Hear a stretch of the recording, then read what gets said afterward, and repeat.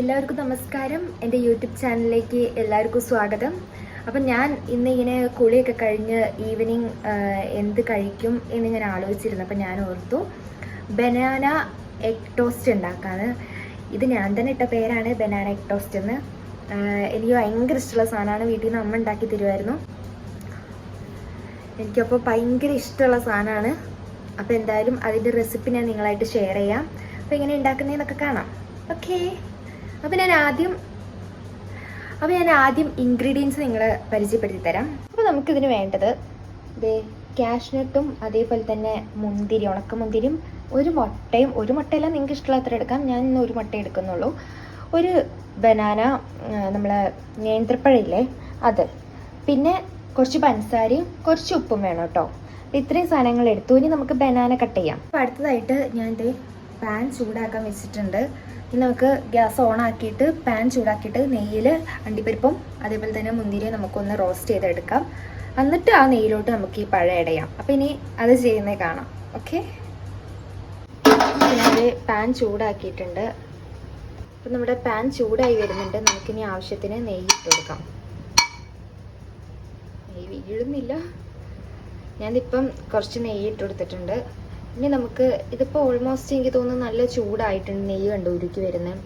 അധികം ചൂട് വേണ്ട, കാരണം ഇല്ലെങ്കിൽ കരിഞ്ഞു പോവും. അപ്പം നമുക്ക് തീ ഒന്ന് കുറച്ചിട്ട് നമ്മുടെ ഈ കാഷ്നട്ട് മുന്തിരിയും ഈ രണ്ട് നമുക്ക് ഇട്ട് കൊടുക്കാം. ഇതിപ്പോൾ ചൂടായി വരുന്നുണ്ട്. ഇതിലോട്ട് കാഷ്നട്ട് ഇട്ട് കൊടുക്കാം. എന്നിട്ട് ജസ്റ്റ് ഒന്ന് റോസ്റ്റ് ചെയ്തെടുക്കാം. ഞാൻ തീ കുറച്ചാണ് വെച്ചിട്ടുള്ളത്, കാരണം നല്ല തീ ആയിക്കഴിഞ്ഞാൽ ഇത് കരിഞ്ഞു പോവും. കുറച്ച് തീ കുറച്ച് വെക്കുക.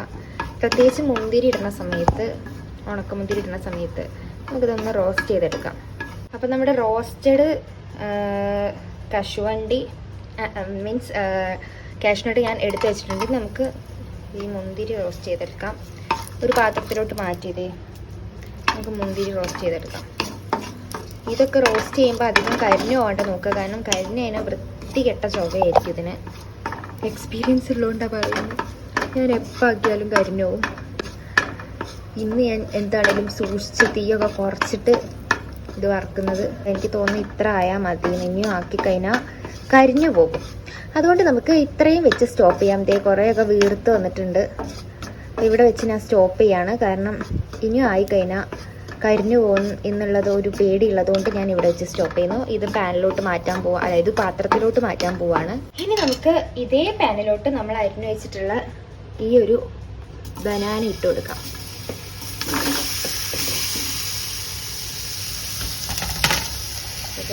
ബനാന ഇട്ട് കൊടുത്തു. അപ്പോൾ ബനാന ഇട്ട് കൊടുത്തു. ഇനി നമുക്കിതൊന്ന് ഇതുകൊണ്ട് അടി പിടിക്കാതെ നോക്കുക. തീ കുറച്ചാണ് ഞാൻ വെച്ചിട്ടുള്ളത്. ഇതിങ്ങനെ ഒന്ന് റോസ്റ്റ് ചെയ്തിട്ട് എടുക്കാം. ഇതൊന്ന് റോസ്റ്റായി ഒന്ന് അരിഞ്ഞ് വരണം. നമുക്ക് വേണമെങ്കിൽ കുറച്ചും കൂടി നെയ്യ് ആഡ് ചെയ്ത് കൊടുക്കാം, കാരണം നന്നായിട്ടൊന്ന് റോസ്റ്റായിട്ട് വരണമെങ്കിൽ കുറച്ചും കൂടി നെയ്യ് ആഡ് ചെയ്ത് കൊടുക്കാം. ഓക്കെ,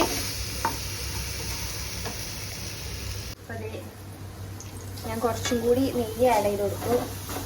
ഈ അടി പിടിക്കുന്നത് കണ്ടിട്ട് നമുക്കിത് നന്നായിട്ടൊന്ന് റോസ്റ്റ് ചെയ്തിട്ട് എടുക്കാം. ഇതൊന്ന് കുറച്ച് അലിയണം, അതായത് ഈ ഒരു പഴം കുറച്ചൊന്ന് അലിഞ്ഞ് നമുക്ക് മിക്സ് ചെയ്യാൻ പറ്റുന്ന പരുവത്തിൽ ഒന്ന് അലിഞ്ഞ് കിട്ടണം. ഓക്കെ, അപ്പം ഞാൻ ഇത് ഒന്ന് റോസ്റ്റ് ആക്കിയിട്ട് ബാക്കി കാണിക്കാം. ഓക്കെ, എപ്പോഴും ക്യാമറ എൻ്റെ ഫേസിലോട്ട് നോക്കി പോവാം. ഞാൻ എന്തായാലും ഇതൊന്ന് റോസ്റ്റ് ആയി കഴിഞ്ഞിട്ട് നിങ്ങളെ കാണിക്കാം. അപ്പോൾ നമ്മളെ പഴം ജസ്റ്റ് ഒന്ന് വാടി വന്നിട്ടുണ്ട്. ഞാനിപ്പോൾ പാനിൽ ഇച്ചിരി നെയ്യ് തടവിയിട്ട് നമുക്ക് ഒരു മുട്ട പൊട്ടിച്ചൊഴിക്കാം. അപ്പോൾ നമുക്ക് ഇതിലോട്ട് എന്ത് ചെയ്യാം, പഞ്ചസാര ആഡ് ചെയ്ത് കൊടുക്കാം. ഇങ്ങനെ ആവശ്യത്തിന് പഞ്ചസാര ഇട്ട് കൊടുക്കുക. മുട്ടയും പഞ്ചസാരയും കഴിച്ചിട്ടില്ലാത്തവർക്ക് ഇതൊരു ഫസ്റ്റ് എക്സ്പീരിയൻസ് ആയിരിക്കും അല്ലേ. ആവശ്യത്തിന് പഞ്ചസാര ഞാൻ ആഡ് ചെയ്ത് കൊടുക്കുന്നുണ്ട്. എനിക്ക് പഞ്ചസാര ഭയങ്കര ഇഷ്ടമാണ് കൂടുതലുള്ളത്. ഇനി നമ്മൾക്ക് എന്താ ചെയ്യേണ്ടതെന്ന് വെച്ചാൽ ഒരു നുള്ള് ഉപ്പിട്ട് കൊടുക്കാം. ഒരു നുള്ള് ഉപ്പ് മതി. ഇനി നമുക്കിതൊന്ന് ജസ്റ്റ് ഇളക്കി കൊടുക്കാം.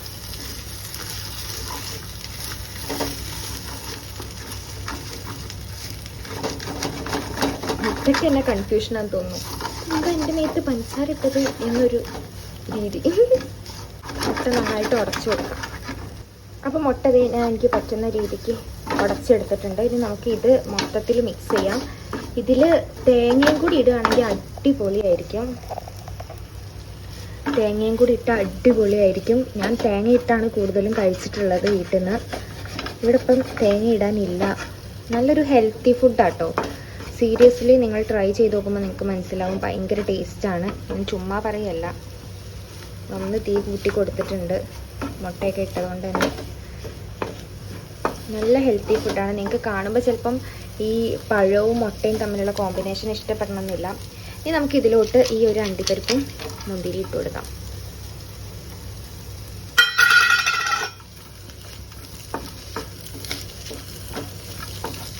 സത്യം പറഞ്ഞാൽ തേങ്ങയും കൂടി വന്നു കഴിഞ്ഞാൽ സെറ്റായിരുന്നു. ഇനി നെക്സ്റ്റ് ചെയ്യേണ്ട പരിപാടി എന്താണെന്ന് വെച്ചാൽ പഞ്ചസാര കുറച്ചധികം വിതറി കൊടുക്കുക എന്നുള്ളത്. അത് വേറെ ഒന്നിനല്ല, ഇതിൽ വേണ്ട ഇങ്ങനെ പറ്റി പിടിച്ച് പോകുന്ന ഈ ഒരു കളറുള്ളതാണ്. നല്ല ടേസ്റ്റ് ആട്ടോ. അപ്പം നമുക്ക് ഇതിലോട്ട് കുറച്ചും കൂടി പഞ്ചസാര ഇട്ട് കൊടുക്കാം. എനിക്ക് പഞ്ചസാര ഉള്ളതാണ് ഇഷ്ടം, അതുകൊണ്ടാണ് ഇടുന്നത് കേട്ടോ. നിങ്ങൾക്ക് പഞ്ചസാരേനോട് വലിയ ഇൻട്രസ്റ്റ് ഇല്ലെങ്കിൽ ഇടണ്ട. തീ കുറച്ച് കൊടുത്തിട്ടുണ്ട്. ഇതുപോലെ ഒന്നുകൂടി ഇളക്കി കൊടുക്കാം.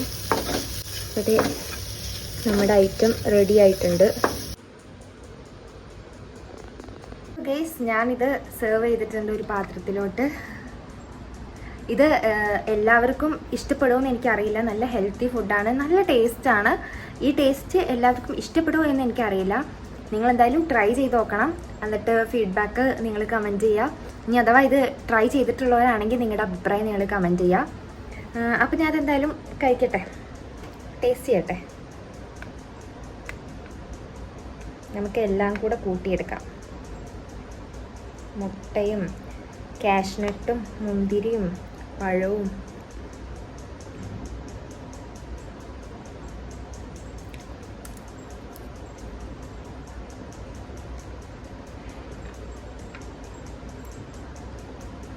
ചുമ്മാ പറയുന്നതല്ല, സൂപ്പറാണ്. പഞ്ചസാരയ്ക്ക് പകരം ശർക്കര ഉപയോഗിക്കാം കേട്ടോ, അതും നല്ല ടേസ്റ്റാണ്. ഞാനിപ്പോൾ ശർക്കര ഇല്ലാത്തതുകൊണ്ട് പഞ്ചസാര ഇട്ടു. എനിക്ക് മധുരം ഉള്ളതാണ് ഇഷ്ടം. നിങ്ങൾക്ക് മധുരം കുറച്ച് മതി എന്നുണ്ടെങ്കിൽ മധുരം കുറച്ച് ആഡ് ചെയ്താൽ മതി. പിന്നെ മുട്ട കുറവാണെങ്കിൽ ഒരു മുട്ടയല്ല അതിൽ കൂടുതൽ മുട്ട എടുക്കാം. എന്തായാലും ഒരാൾക്ക് വിശപ്പ് നിറയാനുള്ളത് ഈ ഒരു പഴവും ഒരു മുട്ടയും ഈ സാധനങ്ങളും ഇട്ട് കഴിഞ്ഞാൽ ഒരാൾക്ക് വിശപ്പ് നിറയാനുള്ളത് ഉണ്ട്. അപ്പോൾ എന്തായാലും ഞാൻ ബിഗ് ബോസ് ഒക്കെ കണ്ടിട്ട് ഇത് കഴിക്കട്ടെ. അപ്പോൾ അടുത്ത വീഡിയോ ആയിട്ട് വരുന്നവരെ എല്ലാവർക്കും ഗുഡ് നൈറ്റ്. പിന്നെ എൻ്റെ ചാനൽ ആദ്യമായിട്ട് കാണുന്നവരുണ്ടെങ്കിൽ എന്താണേലും സബ്സ്ക്രൈബ് ചെയ്യാൻ മറക്കരുത്. അപ്പോൾ അടുത്ത വീഡിയോ ആയിട്ട് വരാം. ബൈ.